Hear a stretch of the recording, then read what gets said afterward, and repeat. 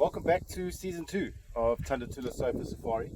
Myself and Britt are out this morning. It's still a bit cold, windy. The seasons are starting to change, and I ask you throughout this current season, season 2, to have a look, watch the bush around us and see how it changes from quite nice and green and vibrant to a bit more yellow, brown, that sort of romantic wintry coloration. I'm sure you can see the sky behind me. We get these beautiful hues as well in the mornings of pinks and purples, and in the evening we get oranges and yellows. It's very, very pretty.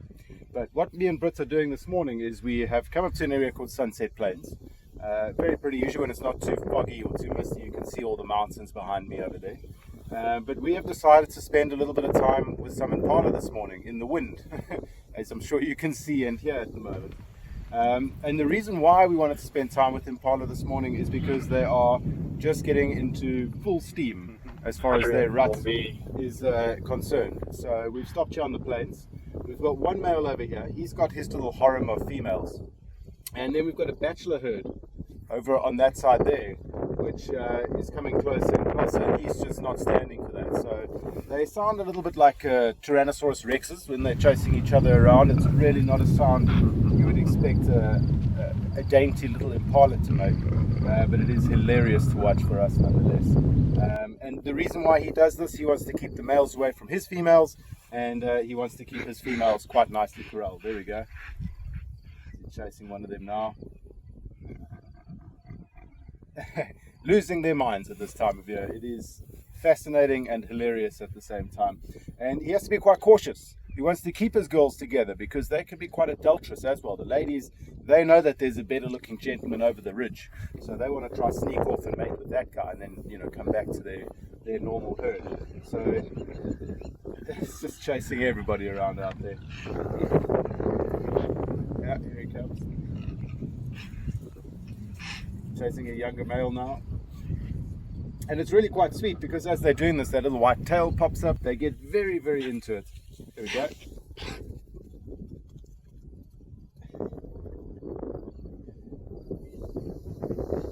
Interesting. And the reason this is happening, obviously the females are all coming into estrus. They're going on heat. They're getting ready to mate. The pheromones are right. And it's usually sometime in May that they start to mate. I believe it has something to do with the full moon cycle. So yeah, maybe we will see some Impala mating this year. Strangely enough, for all of the years I've spent out in the bush, I've never really... Oh wait, we did see an Impala mating last year. Safari Science. So if you want, go check that out. We did do a little Safari Science on the Impala rutting season. But for now, we're going to just watch them. We'll catch a bit of footage for you, and if anything else interesting happens, I will definitely come back on camera and explain what's going on. Let's see if we can get some cool footage. But yeah, welcome to another season, guys. Good to have you back. Let's see what's out there. Alright guys, so at this time of year, you never know what Impala are making a noise for. They sometimes look in random directions, then they scream and shout, then they sound the alarm. And we've just been sitting with this group of Impala here while they're rutting. All the males running around doing dumb male things. And Britt did notice that one of them was staring off in this direction, so we decided to have a little bit of a look down the road a little bit further. And Bob's your uncle. There we go. We've got a male and female lion lying right there in the open, and that's why a few of the Impala, and I can still see them now just over in this direction, they're all now staring at these lions. So maybe the lions were moving a little bit, and that sort of caught their eye and got them to start posturing and acting a little bit more serious about things. Now, the reason why we're viewing these lions from such a far distance is because they are essentially sleeping on what we call a sodic site. And now, for those of you that have been with us since the first episode of Sofa Safari, you'll remember me, back in our infancy when we were trying to figure it all out. You remember me driving through an area saying this is a sodic site, or aka it could be a floodplain, things like that.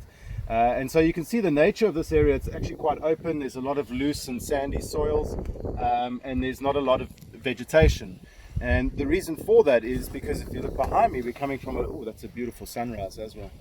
Here we go. Good morning, Africa. But if you look behind me, you can see that's actually elevated in that direction, and then it comes down. So we're going from a high peak, or from a ridge, down to a bit of a valley here, and there is actually the Sharilumi River running not too far away from us here. But what that means is when rain falls, it'll fall, and obviously the nature of gravity and water, it will flow down. And as that rainwater flows down, it picks up nutrients, lots of minerals, to a point where these areas can become quite alkaline. And so a lot of trees struggle to grow here. And so you end up with these quite sandy, very pale colored soils that take hold here. And it is quite prone to erosion. We have to be very careful when we off-road. In fact, we don't really off-road on these areas unless there's a good solid grassy path that we can use.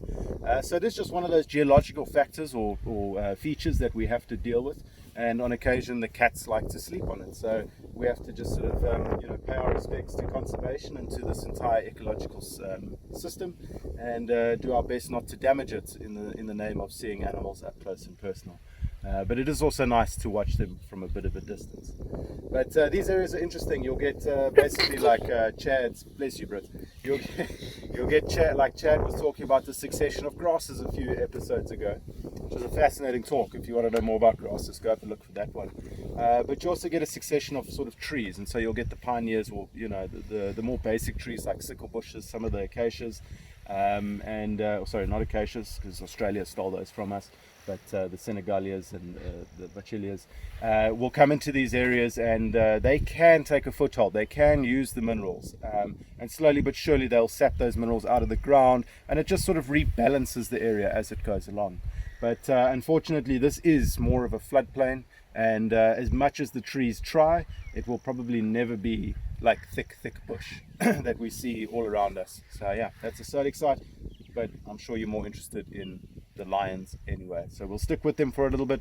We'll see if they get up into any sort of hanky-panky before we move on for the morning, and see what else we can find. Right, so we've been sitting with these lions for a little bit, and you can see what I always enjoy about the Naru males, and this is one of the Naru males with one of the River Pride females, is that the Narus seem to be quite gentle with the females. There's a lot of licking and allo grooming that goes on, a lot of bonding that goes on between them and the females, which usually, male lions can be loving towards females or loving towards their cubs, but it's not the usual way that they do things. They're usually quite aggressive, violent animals. So to see a mating pair like this, and I'm sure they are going to mate at some point. They probably are the mating pair we've been seeing, which is going on abnormally long at the moment. But it's always quite sweet to watch them, licking and sort of cuddling with each other, especially on cold mornings like this. It's nice, nice to see love in the air. But there we go. Now they're getting up, and maybe they're going to mate. All right, a little bit more. It looks like they're just going to lie down again and go back to sleep. So there you go. His head's gone completely now. But I think what we're going to do is move on for the morning, guys, and see what else we can find. See if we can find some cool little things to talk about, maybe some more tracks, some birds, and just generally see what this cold, windy morning has in store for us. Stick around. Alright, so as luck would have it, as you start moving on away from lions, another one pokes its head out of the bushes, and you get the classic from Brit, oh, there's lions over there, and there it is. So we've got one lioness. She's just sitting up on the back there, and that's where we saw the lion cubs a few days ago. It's kind of where they've been hanging out again. So we thought we'd just show you the long distance visual and how good of a spotter Brit is before we I'll zoom it back out there. There we go. Eagle eye Brit on the back. So before we shoot around that side and see if we can get a closer glimpse of them, and spend a bit of time with the lionesses and the cubs this morning. So stick around. Let's go see what the squeaks are getting up to today.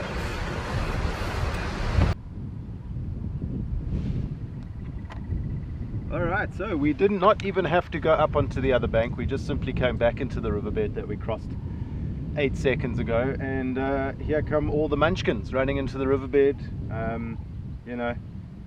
Lockdown level 5 is finally over, so they're able to do a little bit of exercise between 6 and 9 a.m. For those of you that aren't South African, that's how our current lockdown is working. You're only allowed to work out between 6 and 9 a.m. at the moment, which is what the cubs are capitalizing on this morning. So it's good that they're keeping fit. You can see one of the older cubs from the first litter is quite a bit confident at the moment. He's walking closer to, and now he's turned around to go and possibly bully one of his younger siblings, which is probably what he's thinking. Jeez, man. Little killing machines.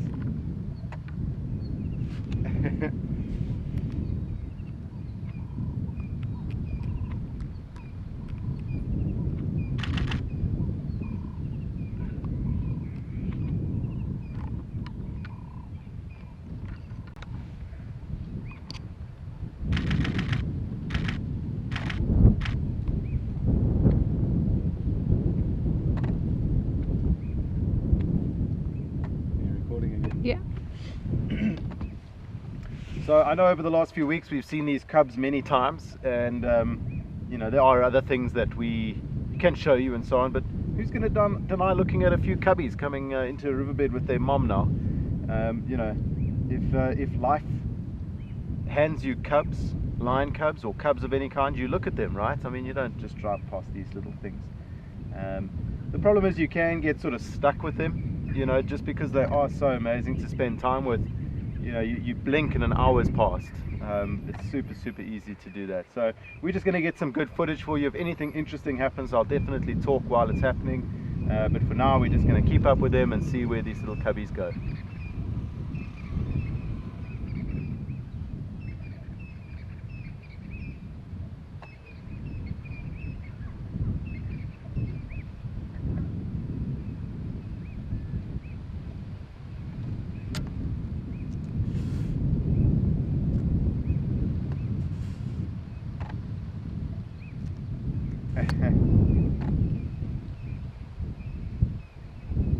Full of beans this morning.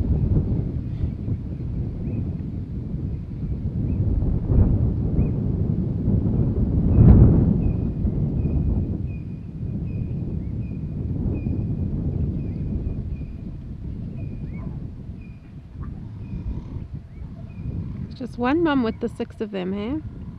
I'm sure the other one's coming.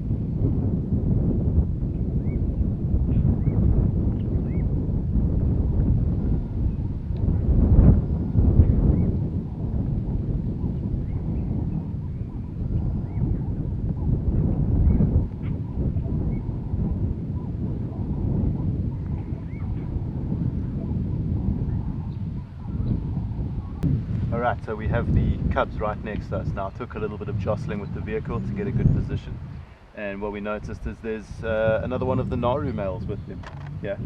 And they just rocked up and casually irritated Dad for the morning. He's now got up and sort of stormed off a little bit. Very often male lions will play with their cubs, you know, have a bit of fun with them, but not too much fun. They do take themselves quite seriously, old male lions. So yeah, he's going to walk up maybe to this female now.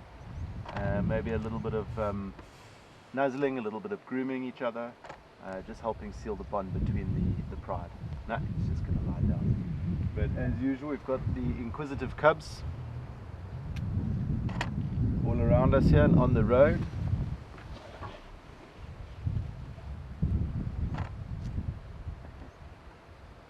Alright, so now we have a beautiful view of the whole family together. One of the males, the girls, she's calling her cubs back quickly. Obviously with our presence here a little bit, she just wants everybody close. You can't blame her. I mean, they are very used to the vehicles, but still they're her babies, you know. She doesn't want them drifting too far when there's big vehicles driving around. So yeah, she's just trying to get her house back in order, which is quite sweet. But yeah, nice to come across the entire River Pride family this morning with all the cubbies out and about. Everybody's getting up to a bit of mischief, and absolutely wonderful to see the big guy over there getting pestered by the cubs. You know, every father goes through it. Male lions are no different. Kiddies always want to play with Dad, you know. And I think now the kiddies, though, they want to have a suckle. So I'm going to keep quiet so you can listen to this and just watch and enjoy.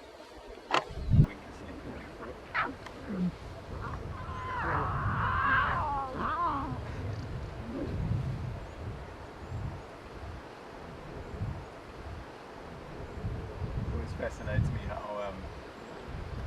lion cubs will continue to push the limits even after they've seen Dad's big teeth like that. Even after you've seen one jump back and get such a fright like that, he still goes back to see how far you can push it.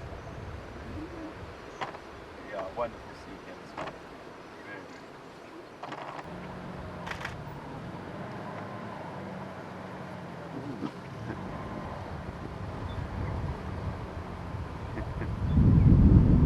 So you can see the two sisters here giving each other a bit of a lick and a nuzzle. A beautiful sign of just that bonding and hello grooming, looking after each other.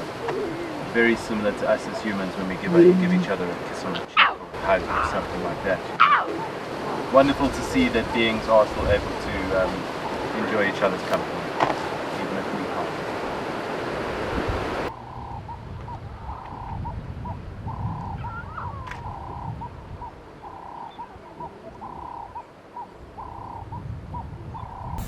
Right guys, so the pride is starting to settle down now. They're all starting to have a little bit of a suckle. That was one of the sweetest sightings I've had of them so far, you know, playing with dad, playing with mom, all the screaming and shouting, all the different voices that you can hear, you know, the adult voices, the young voices. Just a really cool sighting and something to really enjoy. You know, I know that we show you guys these cubs often, but they're in the area, and who doesn't want to see cubs, as I said a bit earlier. So we're going to leave them for the day though, because they are starting to suckle and calm down a bit, and we're going to go see what else we can find this morning. So yeah, stick around and let's see what Brit can spot for us going forward. But to all these cubbies and the big dad, thank you for such a beautiful sighting. Yeah, I hope you enjoyed it all, guys. Let's carry on.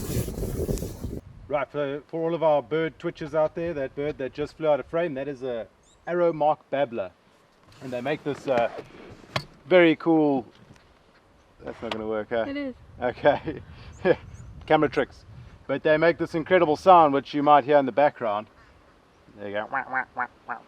The interesting thing is, that's them. Impersonations with Luke.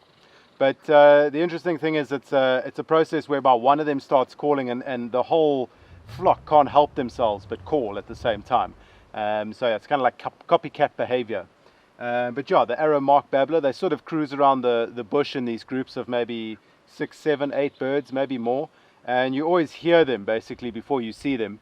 They're very confident as well. They are known to come into our main lodge area while we're having meals and so on, to see if they can scavenge anything. So yeah, they are quite characterful birds to have around and quite a joy. But yeah, they just float through the undergrowth, basically, like these low trees here around us, in search of insects and prey and stuff to eat. And very characteristic, those beautiful arrow marks on their chest and that very bright red eye. Beautiful bird, noisy bird, but always fun to have around. The arrow marked babbler. Babbler makes sense, right? Anyway, let's carry on. I heard there was some baboons, or I heard baboons calling around here a bit earlier. So we're going to see if we can get some good photos and footage of baboons for you guys now. So stick around. So there goes our baboons, guys. They're moving a little bit further into the bush, unfortunately. So nice to know that they're around. But I don't know if you remember from a few episodes ago where I spoke about us off-roading and what we're allowed to off-road for. And baboons is definitely not an animal that we are allowed to off-road for. So we have to kind of watch them from a view, from a distance. And the reason we can't off-road for them is because they'll probably run away anyway, and it won't be a great thing to damage the bush in the name of. But yeah, it's quite interesting. We've got a herd of Impala that's coming up behind them, and very often you find baboons and Impala will interact together. They kind of use each other as a safety barrier, you know, early alarm system, that whole idea of safety in numbers. Where also on occasion the baboons will drop fruit and seed pods and things like that from trees, and that then allows the Impala to take hold of that and so on, while the Impala watches the ground level for lions and leopards. So it is a pretty interesting relationship. There's also a giraffe there in the background. There you go, just cruising off. Long distance again, but we'll take it. So yeah, the Impala and baboon relationship is quite interesting. It does get a little bit more terrifying towards the lambing season, where baboons, because they've gained the trust of the Impala all year long, on occasion, you know, that means the Impala allow the baboons to get quite close to them. And when the Impala are just starting to drop their lambs, baboons are known to steal a lamb here and there. So goes from quite a peaceful, understanding relationship to quite an aggressive and sad relationship, you know. But yeah, that's the way nature goes. One day your buddy's your buddy, the next day he's your enemy, and the next day he's your buddy again.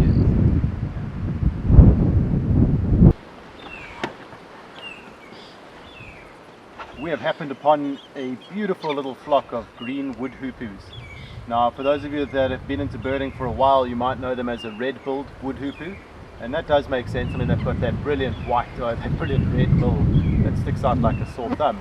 But if you look closely, you'll see they've also got that green iridescence to them. Remember that iridescence is not actually pigmentation, it's just the way that the light bends through the filaments in their feathers and their wings and so on. So yeah, very interesting form of coloration.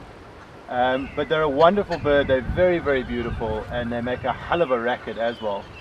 And around us at the moment there's a lot of birds calling. That sort of that you hear coming from in front of me is the magpie shrikes, and the green wood hoopoes are about to start calling now. They're very similar to the arrow mark babblers in their call, just they sound a little bit more fluid. But when one of them starts calling,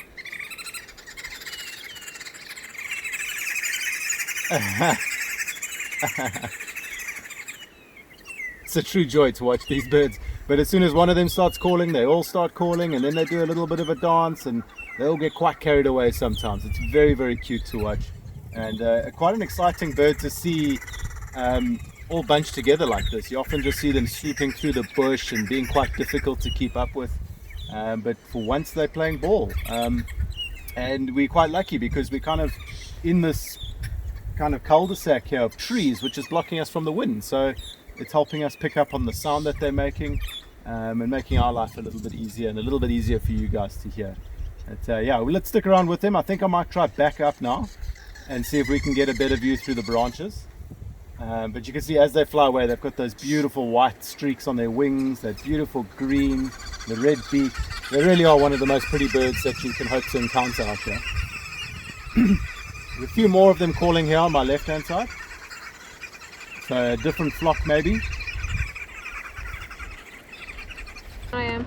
Alright, so they all flew off, but we got a pretty cool view through the branches there. One of my favorite birds. I love spending time with them. They're so full of character, noise, and just they get up to mischief. So yeah, great to see them.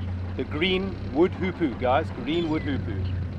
Let's see what other birds we can find along this riverine area here. It's usually a very good area for birding. If you look up the road from me now, you'll see in the tree there's a magpie shrike. He's the one that's busy doing that. Alright, we've seen them before. Then down on the road there's a few birds there. There's a couple of doves. I think they're just classic Cape turtle doves. And then there's what looks like a red-billed hornbill. Forgive me if it's a... no, it is a red-billed. And then in the foreground of those three birds is a red-billed buffalo weaver, which is that bird that makes those big communal bird nests. It's kind of like a hippie commune for birds. And they all come together, the whole flock will make this big nest where they can all breed and cohabit and co-feed and co-raise their young. So it's a very cooperative idea. But yeah, the red-billed buffalo weaver, one of the small five, and then in the background of those we've got some dwarf mongoose popping out just onto the road now. Also in the foreground. So a lot of the time these sort of smaller species, birds and dwarf mongoose, they really don't have any animosity between each other unless those mongoose are trying to raid your nest on the floor. I see that duck now back on into the right hand side into the bushes, but still lovely to see all these animals coming together and cooperating and co-living. And there's actually quite a good relationship between hornbills and mongoose, whereby the hornbills will watch the canopies for predators and raptors and so on, while occasionally dropping food for the dwarf mongoose, and the dwarf mongoose will watch the ground level for snakes and eat those snakes and so on. So it's not to say that they all had a board meeting and decided how to go about doing this best. I think they've all just learnt to utilize each other in a peaceful manner in a way that benefits everybody involved. So a very, very cool thing to witness, a little bird party that's been joined by some mongoose. So Britt was just saying to me now she didn't realize there were so many spiders out here. It's like we got a spider per episode, but I guess we kind of do. And this is one spider I'm surprised the other gentlemen haven't covered yet. I've been meaning to do it, but you know, time constraints, things like that. But if you have a look in this tree next to me over here, you'll see there's a big white clump there. Let's go get right up close and personal with it and see what's going on. So this particular spider species, it's known by a few names. It's either a sociable spider, some people call it, or a community web spider, which is what I usually call it. So both sort of sum up what they do. This is one giant nest that houses hundreds, if not thousands, of little spiders like this. They really are quite small. They're kind of just brownish in color, and like the red-billed buffalo weavers we spoke about a little bit earlier, back when they were playing with the mongoose and whatever, they are also cooperative breeders, feeders, and they help rear each other's young and build the web and the nest or the cocoon, whatever you want to call it. But I don't know if this is still active. It definitely looks like it's active. It looks maintained and so on. And essentially what happens is something flies, gets stuck, and then this whole thing can erupt sometimes just with spiders coming out of everywhere. So let's see if I can. There's one now. Come on, little buddy. I just saw him poke his head out. And it's always quite fun to try and coax a spider out of its place, or hundreds of them. Freaks people out, but that's half the fun. Let's quickly see, sometimes you just play with their web a little bit and they pop out of everywhere. But I think these guys are pretty wise to the fact that I'm not a little fly or beetle or something that they can eat. But I definitely saw one pop out. Come on guys, come say hello. If you have a look from this side, you can actually see there's a little grasshopper stuck in there, and that's where the one popped out straight there. And if you go a little bit down, but maybe you'll be able to see inside that tube. I don't know, but it's kind of like honeycomb, you know, they're all over the show. And what really surprises me about these webs and these nests is that they're really quite dense. You know, these little spiders, they gather a lot of twigs and branches and little leaves and whatever, and just they sort of cocoon themselves in there. So it is quite dense. What I often do is just squeeze it a bit, just to see it, and that's always fun. You make people squeeze it, and as they squeeze it, whoa, whoa, and they wet themselves, which is always fun to watch. But come on, little guys. I don't want to poke and prod all day and sort of damage their web, but they're about that big, hundreds of them, and pretty gnarly, if you ask me. They can sometimes take over an entire tree, not just one nest. It'll be sometimes 4 or 5 of them. There's another one up there now that I'm looking. Another one in the center there.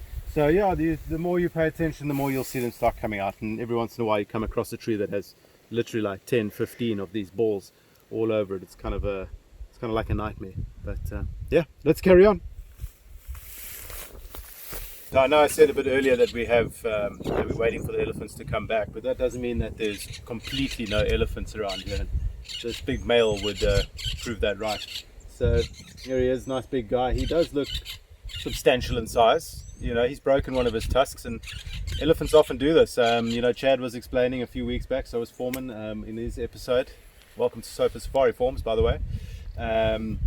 But yeah, they were explaining how elephants dig into trees and gouge out the bark to get the nutrients from that. And often they break their tusks when they're doing that sort of thing, or even when they're breaking a branch just by using the trunk and the tusk together, you know, for leverage. And they can also break them during fights, all sorts of things. So it's not uncommon to see an elephant with broken tusks or missing one tusk completely. Nothing to worry about. I mean, they are very intelligent animals, and they have that super dexterous, very well adapted trunk to get them through most things. So don't feel too bad for them. I mean, it is kind of like losing your knife and fork, because that's mostly what elephant tusks are for. But he'll do just fine like that. But yeah, we're going to sit with him for a little bit this morning and see what he gets up to from here. It looks like he's just getting some breakfast, which we're also pretty keen on. It's getting quite late. It's almost 11 o'clock. Been out since 6 o'clock this morning looking for these kiddies. So yeah, I'm going to sign off now and say cheers to everybody. If he does anything cool, once again, you know, half the time our sign-offs are not real sign-offs because something else happens, but that's pretty cool. So I'm going to sign off here and say have a good morning, everybody. Have a good evening. Enjoy your beers, your gin and tonics, your chips and dips, whatever you're having. And just a couple of shout-outs to John Madder. I hope you're enjoying all the birds. I know you requested us do more birds, so please, if you have any bird species, John, that you would like us to cover, please just let us know in the comments, and we'll try and find those birds and get them in frame for you. But always nice to get the requests from all of you, so please keep the engagement coming, and we will keep trying to find all these little critters for you. And then lastly, to 2 youngsters, Finn and Grace. Just a shout out to you guys. I hope you're enjoying the show. I know you're wanting us to do a night drive, and I know there's a few people that would like us to do a night drive, but it's a pretty tricky thing for us to do. We are still trying to figure out how we can do it best with lighting and this and that, and we have tried once, hysterically once, I guess. So we'll keep trying to do that, and if we can find a solution to do that, to show you guys what this place looks like at night, then we definitely will. But until next time, everybody have a wonderful day wherever you are, and much love from Tunda Tula. See ya.